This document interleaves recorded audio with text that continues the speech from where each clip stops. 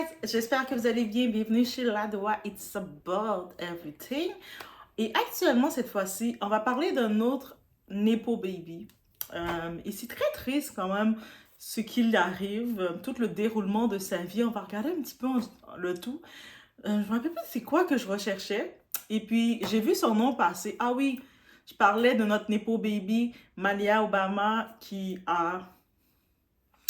retire le nom de Obama parce que ça lui porte préjudice, ça l'empêche d'avancer, tu sais, c'est sûr. D'avoir le nom Obama derrière toi, à part te donner trop de contacts et que tout le monde veut te faire plaisir, là, tu peux avoir tout ce que tu veux facilement, t'es privilégié.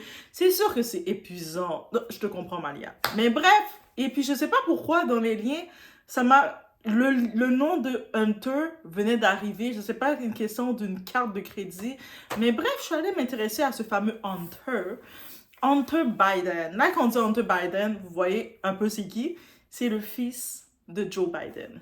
Et je m'intéresse à lui parce que notre très cher Lance, il n'est plus président. On sait qu'il n'est plus président. Il est âgé maintenant.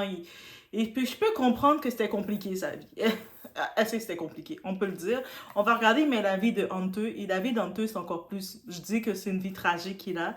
Malgré qu'il était privilégié. Quand je vous dis tout ce qui brille n'est pas de l'or, même si tu es privilégié, tu as des grosses tours de maison avec des riches, vous êtes dans les classes affaires, business class et tout, semble bien aller. Le caviar, vous le mettez sur votre peau pour que votre peau soit lisse. Et un jour aussi, vous allez le voir, je vais faire des routines beauté avec des morceaux de caviar sur ma peau aussi. Et on sait jamais. On prépare ça. Donc, on s'installe. On regarde ensemble qu'est-ce que j'ai pu découvrir sur Robert, sur Hunter. Et dans les commentaires, si vous le connaissez déjà ou si vous avez plus de détails, n'hésitez pas. On le grossit ensemble, as you know. On est chez Ladoa, It's About Everything. On en profite, on met un petit like de support. Un petit like juste de support, c'est gratuit et on encourage Ladoa. Pourquoi pas, ça fait du bien. Et si vous aimez les belles petites montures vertes, et ça va avec mon haut, vous avez dans la description de la vidéo, il y a mon code promo que vous pouvez bénéficier 50% pour commander vos lunettes avec sans prescription. Il y a des lunettes de soleil et il y a la grande vente de Black Friday. Black Friday du côté américain, mais c'est une marque Firmo. C'est mon premier partenariat et pas mon dernier, je déclare. Donc, je vous laisse sur ce, on s'installe sans perdre d'instant.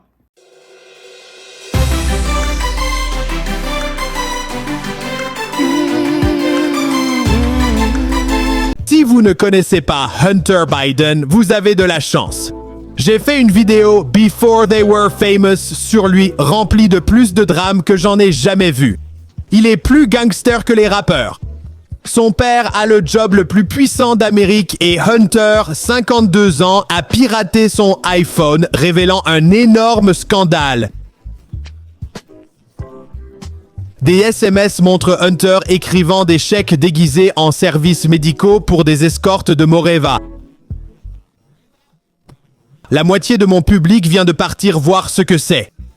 C'est un site offrant une expérience petite amie avec des filles d'à peine 20 ans.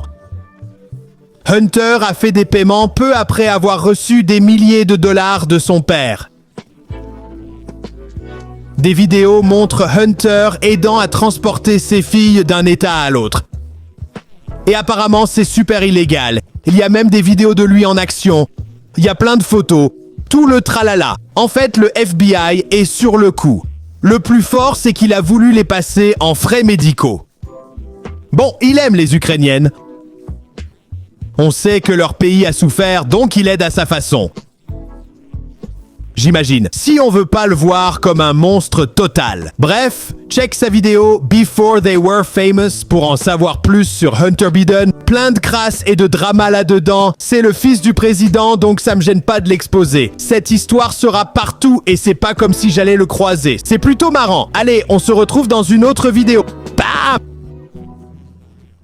Donc, de son nom complet, il s'appelle Robert Hunter Biden. Il est né le 4 février 1970. Il est actuellement âgé de 54 ans, le fils de Joe Biden.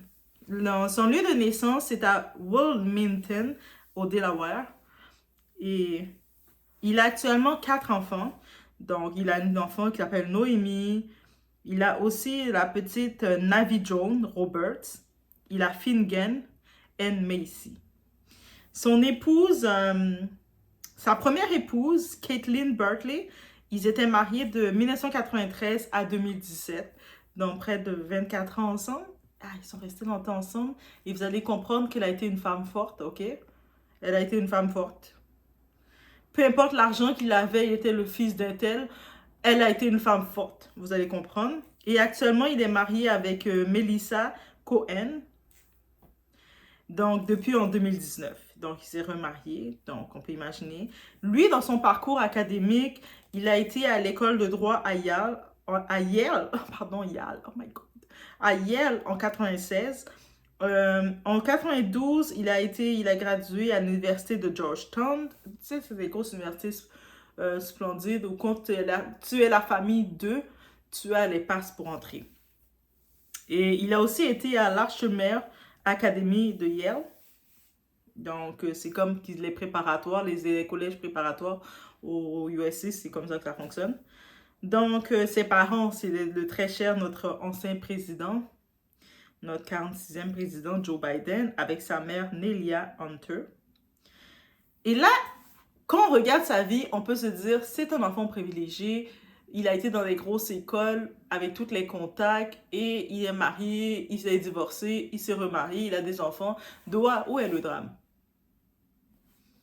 Moi, je suis là pour vous dire, oui, suivez-moi, il y a un drame. Et là, ça commence le drame pour sa vie. Il a été coupable de possession d'armes à feu illégales. Malgré qu'aux États-Unis, les armes on peut en posséder, mais ça doit être enregistré et tout. Il y avait des armes qui n'étaient pas enregistrées, donc ça veut dire. Et il a menti aussi concernant l'utilisation de produits explicites. Vous savez, le type de produit qu'on ne doit pas avoir. Le résultat de sa sentence, il était condamné à la prison ferme. On n'a pas dit le nombre de temps, mais lui, malgré c'est le fils du président, on a dit, toi, t'es condamné, là. Toi, t'as dépassé les bornes. C'est le premier fils d'un président américain à être condamné pour un crime au fédéral. Donc, habituellement, les enfants des présidents, ils n'ont pas le droit de se tenir serrés et bien mettre un bâton derrière eux pour être sûr de rester bien droit. Mais on va comprendre pourquoi. Et en septembre aussi dernier, il y a eu un nouveau procès contre lui pour les taxes. Et oui, il y a eu un problème qu'il ne payait pas ses taxes. Et puis aux États-Unis, là, tu peux faire plusieurs sortes de crimes, mais le pire crime américain que tu dois faire attention de ne pas faire, c'est de ne pas payer tes taxes. Comment tu oses ne pas payer l'argent que tu dois payer? Ça, c'est le plus gros crime américain. Il y a des gens qui peuvent faire des plus gros crimes que ça, ils vont passer. Mais tu ne payes pas les taxes, ils vont venir te chercher, le fédéral. Hey, notre argent, on le veut. OK? Et c'est vrai. Donc, pour éviter la prison, il a dû plaider une entente d'arrangement avec le procureur. Donc, il est quand même le fils d'eux, avec les contacts. Papa Joe Biden a fait... Je vais devoir utiliser mes contacts. On peut comprendre pourquoi Joe Biden est fatigué maintenant. Au-delà de l'âge, on peut comprendre. Donc, à date, il doit près de 1,4 million de dollars de taxes au fédéral 2016 à 2019. C'est beaucoup, hein? 2016, 2017, 2018, 2019. Donc, 4 ans qu'il n'a pas payé de taxes ou je ne sais pas qu'est-ce qui s'est passé avec les taxes. Son comptable était où? Le comptable, je ne sais pas s'il avait viré son comptable ou son comptable s'était fait virer ou son comptable était quelque part. Mais j'accuse aussi son comptable parce que qu'est-ce qui s'est passé? Bref, mais ça lui a fait 1,4 million de taxes qu'il doit au pays. Et là, on va aller dans une partie de sa vie, le côté sombre des addictions. Que oui. Lui, qu'est-ce qui arrive? Dans l'adolescence, il consommait déjà de l'alcool. Dans l'adolescence, c'est peut-être vers les 12, 13, 14, 15, 16 ans. Ben lui, il consommait déjà de l'alcool. Donc, il avait le gros bar à son papa. Tu sais, vous savez, dans les salons, dans les maisons, bon, il y a le gros petit bar et puis tu vas te servir. Mais il se servait déjà. Et est-ce qu'on peut comprendre qu'il y avait un mal-être chez lui? On peut dire que oui. Il s'est toujours considéré comme étant le mouton noir, l'incompris de sa famille. Et puis, vivant avec un père très exigeant, qui avait des exigences, et lui, peut-être qu'il n'arrivait pas à suivre au même rythme qu'on s'attendait de lui. Donc, et chaque personne a une façon d'essayer de se noyer dans leur mal-être. Donc, peut-être les autres frères et sœurs, ils avaient l'air tout facile, tout a l'air bien pour eux, mais lui, ça n'allait pas. Donc, il sentait qu'il faisait rien de bon. Et puis, dès qu'il y avait quelque chose qui marchait pas, on disait Hunter, encore toi, Hunter, ah, Hunter. Le chat, il est sorti par la fenêtre, mais Hunter, Hunter. Donc, petit, il avait déjà ce mal-être-là. Donc, adolescent, il a commencé à avoir une addiction dans la boisson. Il s'est allé de mal en pire. À la période au collège, le collège, donc, ça, à partir de, on va dire, 18 ans, 18 et quelques, c'est le collège, cette période-là, 19 ans, ben, il a commencé déjà à aller dans les substances dures, les farines blanches. Il a commencé à consommer ça. Donc, il n'avait même pas encore l'âge d'avoir 21 ans, d'être adulte aux États-Unis, parce que c'est à 21 ans qu'on est légal majeur aux États-Unis. Donc, il était encore enfant, il était au collège, mais il consommait déjà des substances très dures.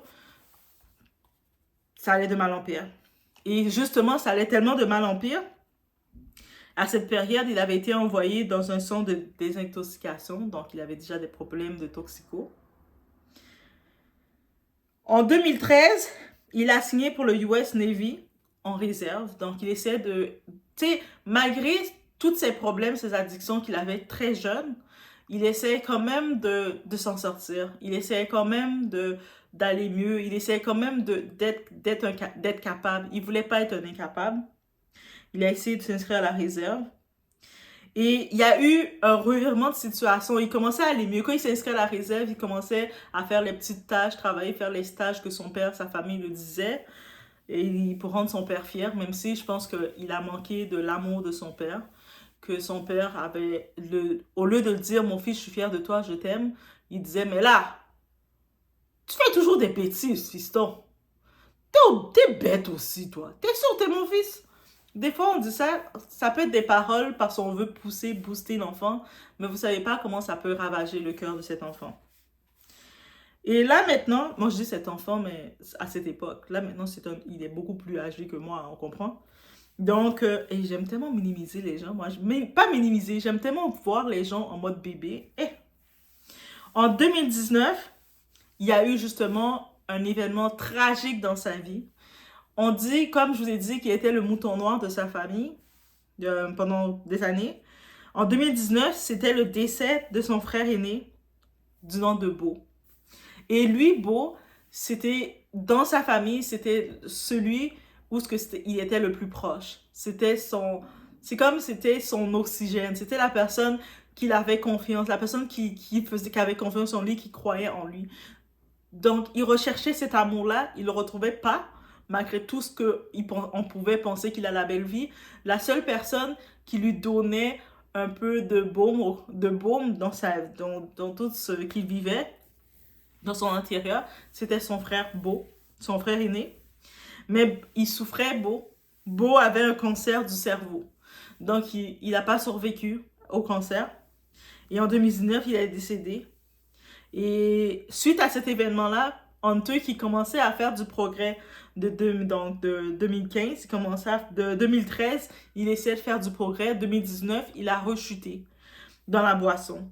Et puis pendant une période, quand il sortait de chez lui, il restait toujours enfermé dans sa grosse maison, il restait enfermé. La seule fois qu'il sortait de sa maison, c'était pour aller s'acheter une bouteille de vodka.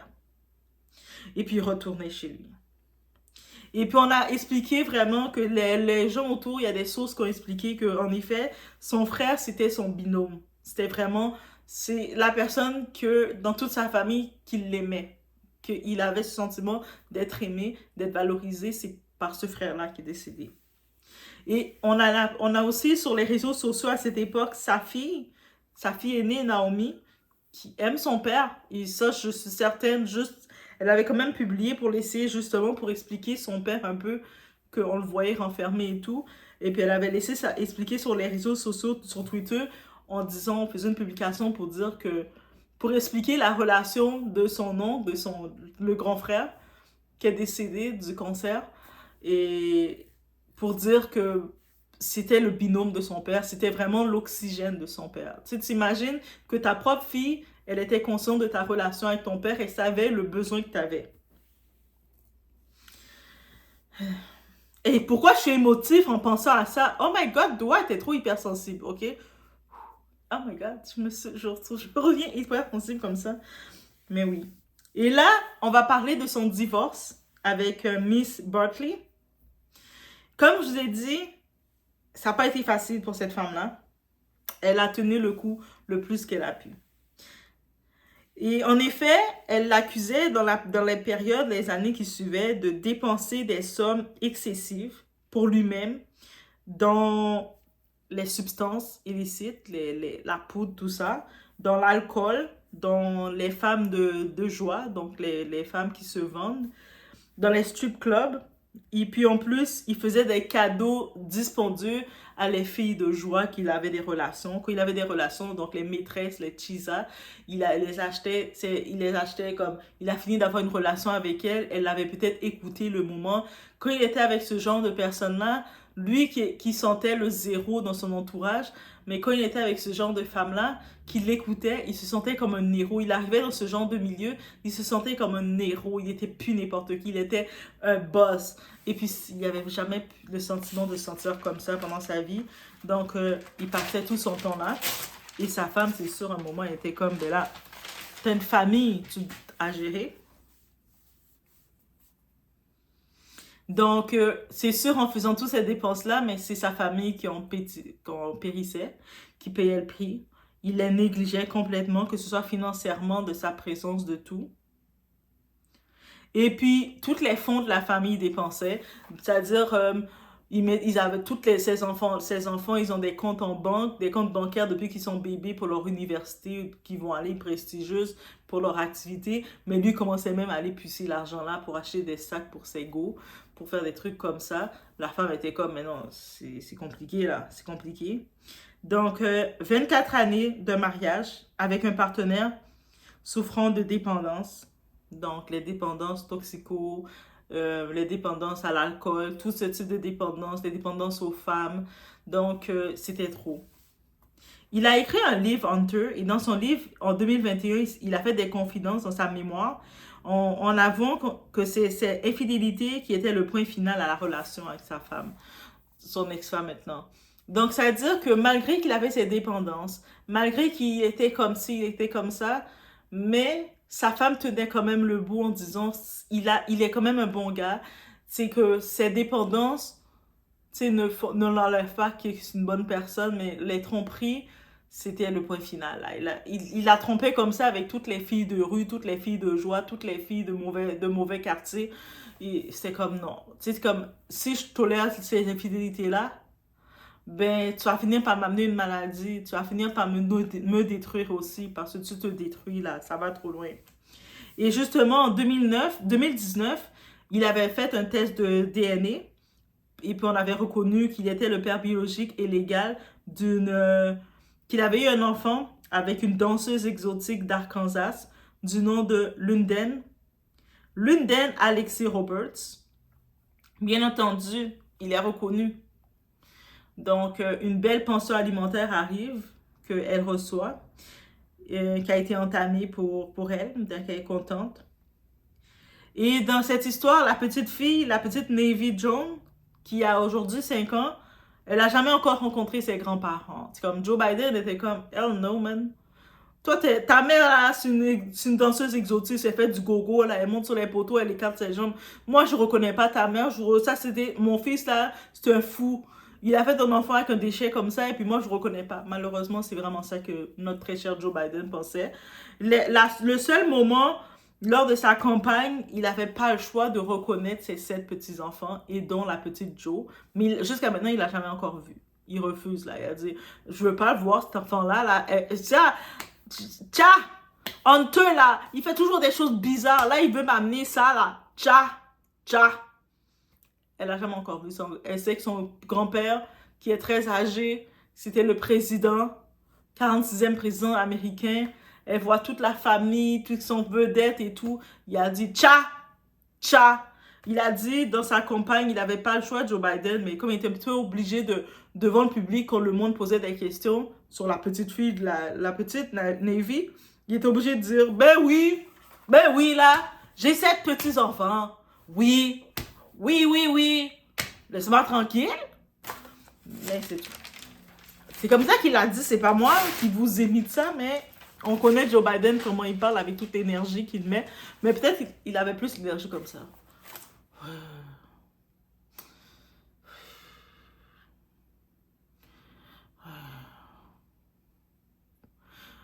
J'ai 7 petits-enfants.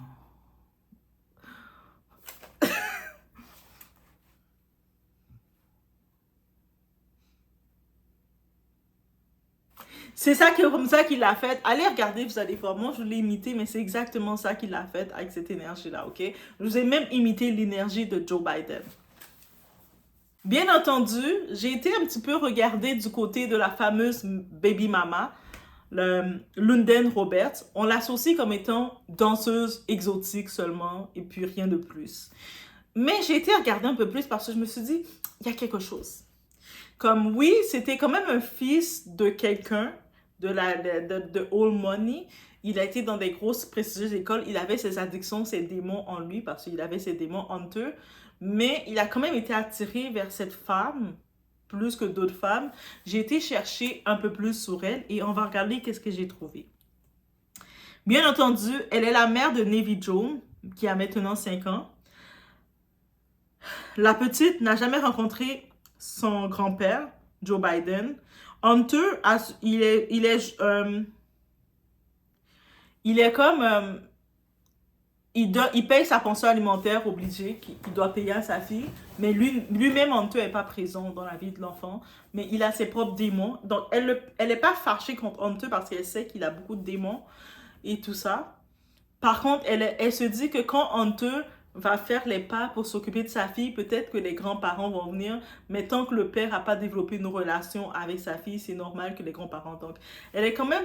Quand j'ai vu ce côté d'elle s'expliquer comme ça, je peux voir que c'est une femme très intelligente. Donc, elle a pas l'air d'être une femme comme... Plus comme... Oui, c'est sûr, elle a eu un enfant avec un enfant de quelqu'un. Elle n'a pas fait un enfant. Elle n'est pas allée faire un enfant avec le pompier. Pourquoi je dis le pompier? Avec, vous savez, les choses de rue. Elle a quand même pris une haute figure. Et puis, c'est avec raison. Pourquoi pas, ma chérie? Bref. Et là, elle a quand même, quand Hunter s'était fait, il y avait eu le procès, tout ça, l'arrestation et tout. Elle parlait comment il a toujours voulu rendre son père fier. Donc, il s'est quand même beaucoup confié à elle. Et puis, il a grandi dans un foyer où son père a toujours été perfectionniste, très, très strict. Il n'a pas été le genre de père affectueux, dire mon fils, je t'aime. C'est comme, mais t'es bête. Mais t'es bête, toi aussi, là. T'es sûr que t'es mon fils? Hein? Quand il était plus jeune, il avait plus d'énergie, ok? Joe Biden, peut-être maintenant, il est devenu calme. Mais quand il était jeune, il avait une énergie rustique. Elle a parlé aussi de sa dépendance aux substances. Et elle, pendant que le temps elle avait passé avec Hunter, mais elle avait tenté de l'encourager, tu sais, de l'encourager, aussi de l'encourager à voir son potentiel. Parce qu'elle a dit, au-delà de tout ça, c'est quelqu'un qui a beaucoup de potentiel, mais il a été effacé sur son potentiel parce qu'il a grandi qu'on ne l'a jamais reconnu. Et puis, je vais faire une petite parenthèse. Quand j'ai lu un peu de Hunter, il m'a fait penser à Nate Archibald de Gossip Girl. On sait que Nate a eu beaucoup... il était un petit peu l'enfant riche qui a eu beaucoup de troubles. Il m'a vraiment fait penser à Nate Archibald. Oui. On sait que les Gossip Girls, c'est les enfants, les Nepo Baby, mais il m'a fait penser à... Je suis sûre que l'auteur qui a écrit Gossip Girl, ils se sont basés sur la vie de Hunter. S'ils ne sont pas basés sur la vie de Hunter, il y a quelqu'un qui a la même vie qu'Hunter, ils ont donné à Nate Archibald. Si vous n'avez pas regardé Gossip Girl, allez faire un petit tour, regardez Gossip Girl, allez observer le caractère de Nate Archibald et vous allez comprendre pourquoi je dis ça. Donc oui, il a toujours été le mouton noir de sa famille. Et puis aussi, elle a vraiment, Lyndon, qu'est-ce qu'elle dit aussi? Hunter n'est pas méchant, il a toujours voulu bien faire. C'est sûr que malheureusement, avec tous ses démons, il a eu toutes les dépendances aux roches, à la poudre, Donc, toutes les dépendances de toxico qu'on peut imaginer. Et tu sais, c'est comme on la voit derrière que elle a des sacs Louis Vuitton et des sacs Gucci parce que hey, elle est de luxe là. Là, c'est plus une danseuse exotique. Là, elle est de luxe. Baby girl, elle est de luxe. Et elle a étudié en justice criminelle aussi. Et elle vient de l'Arkansas. Elle a publié son livre pour exposer sa vie, pour faire un tell-all, raconter un petit peu sa relation et tout ça. Et puis être en détail, parler un petit peu de lui. Et ce que j'ai pu comprendre, je m'attendais à ce qu'elle veuille cracher sur lui ou quoi que ce soit. Mais elle a vu que le type est vraiment fragile. Il n'est pas une méchante personne.